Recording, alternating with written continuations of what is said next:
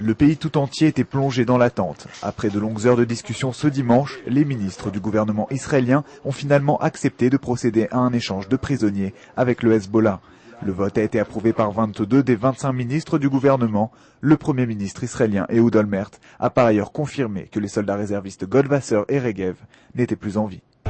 צריך לשקול ולבחון כל דבר לגופו של עניין גם בעתיד, איך עושים, מה עושים, בכל מקום. ההסכם של היום הוא ללא ספק המחיר, אם אפשר להגדיר את זה מחיר, בהשוואה לעסקאות קודמות, הוא היה נמוך יותר. Ces 2 dernières années, les familles Regev et Goldwasser ont parcouru sans relâche le monde entier pour tenter de recueillir des informations sur le sort des 2 soldats retenus aux mains du Hezbollah. Elles ont accueilli favorablement la décision du gouvernement. Fin donc d'un long cauchemar qui avait débuté le matin du 12 juillet 2006 lorsqu'un commando du Hezbollah a attaqué une patrouille de Tsahal à la frontière israélo-libanaise, prenant pour cible les jeeps où se trouvaient Eldad Regev et Ehud Goldwasser qui furent alors kidnappés. 8 autres soldats trouvèrent également la mort. Cette action du Hezbollah entraîna alors Israël dans ce qui est appelé aujourd'hui la deuxième guerre du Liban. 34 jours durant, Tsahal tentera de réduire à néant les structures de la milice chiite, laquelle répondra par des tirs de roquettes intensifs sur le nord d'Israël. Le conflit fera près de 150 morts dans les rangs israéliens.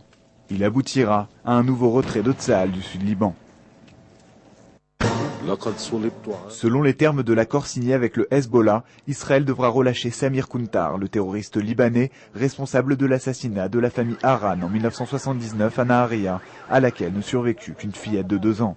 Arrivé à bord d'une petite embarcation depuis le Liban, le terroriste avait également abattu de sang-froid un policier israélien.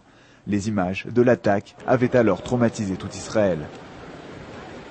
Arrêté peu de temps après, Samir Kuntar purge depuis une peine de prison à perpétuité. 30 ans après le drame, la douleur est donc toujours vive et les proches de la famille Haran contestent la décision du gouvernement israélien de le libérer.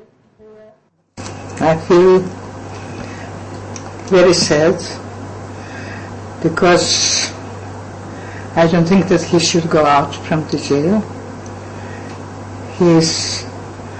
He killed my granddaughter.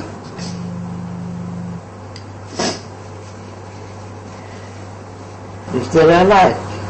If they're alive? Then, even that I don't want, but then I would be willing. It's not my choice, but I will be also satisfied that at least for something, but not for the bodies. L'affaire des 2 soldats Regev et Goldwasser capturés par le Hezbollah s'achève donc en réveillant des vieux démons du passé. Les services de renseignement israéliens, pourtant opposés à une transaction impliquant la libération de Kuntar, n'auront pas eu raison de la doctrine israélienne. On n'abandonne personne sur le terrain, quel qu'en soit le prix à payer.